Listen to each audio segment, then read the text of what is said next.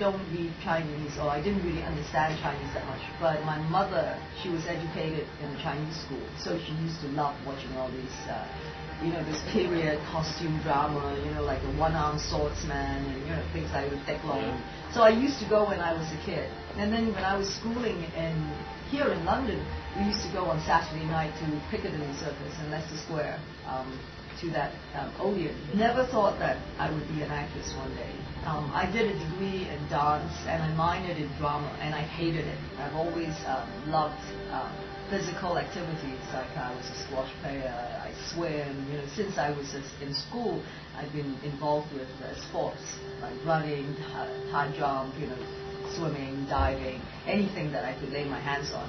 And also I did ballet ever since I was 4. When I was like 16, 17, and I was told not to continue with my ballet training because it was just too much on my back.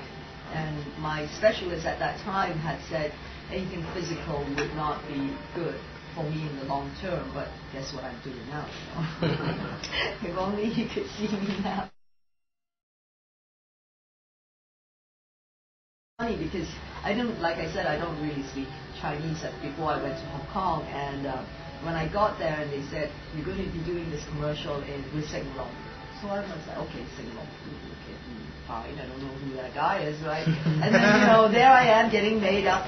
And he's like, he's like, sort of like wobbling in, he walks in, I thought, God, I recognize this nose from somewhere. I thought, yeah. So, oh, you mean Jackie Chan? Yeah, that's when I knew who I was working with. We've known each other for ages, so he's like a brother, to me. And the last thing he would want if I got injured on one of his sets, that would be even worse. But then I turned around to him and said, I'm not going to try and stop you from doing anything, because we both know what are our end results, what do we want from this.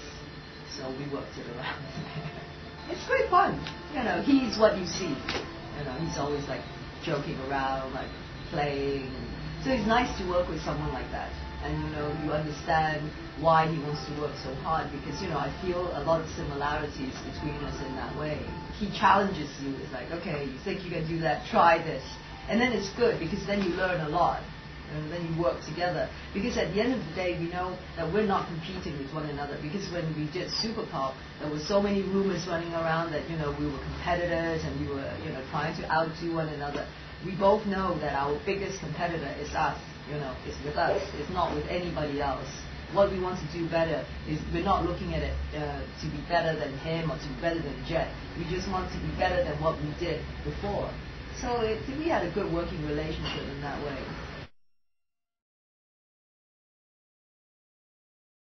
So when I did my first action movie, it was just another medium of movement for me. So I used to spend like 6 to 9 hours in the gym with the stunt boys. And they were very, very good. They would come there on rotational basis, just to teach me the moves and things like that.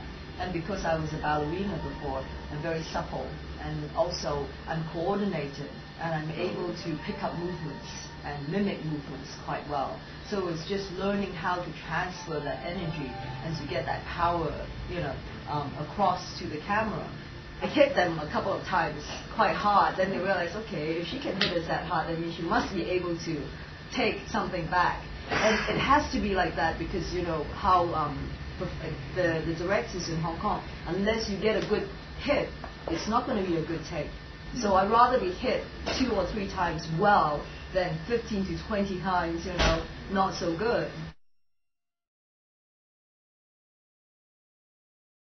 There was this shot where I was jumping off a overhead, bridge onto a lorry that was coming underneath it. And we were doing, luckily for me, we were doing the close-up. And so when I came off, I tilted off at a wrong angle. I didn't jump. Sam pushed me off. So when you are going on the force of somebody else, sometimes it's difficult to control. And and I was concentrating. My mistake was I was concentrating on my acting rather than thinking of the stunt that I was doing.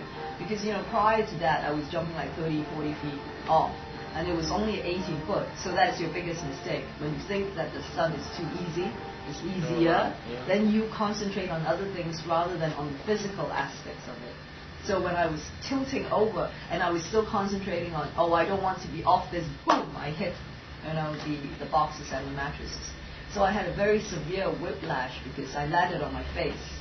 And because of the angle that I was coming down, my legs came from behind and like literally hit me on the head. And I had to be off for like a month. I couldn't get up and walk around. I couldn't be anywhere without my brace and my collar. So that affected the movie a great deal, which was a shame because it was a movie that I really wanted to do very much, and it meant a lot to me.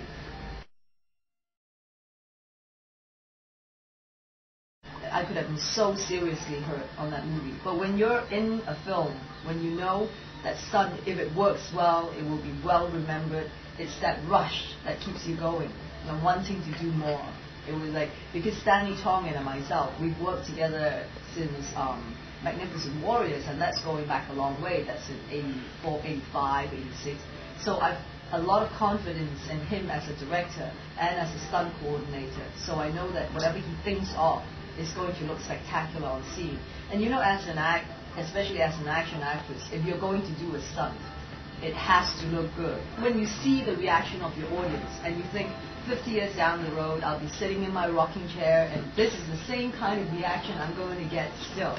And then it's worth it. That's why you keep doing it. And it's only when you see the movie later on you go, oh my God, I can't believe it.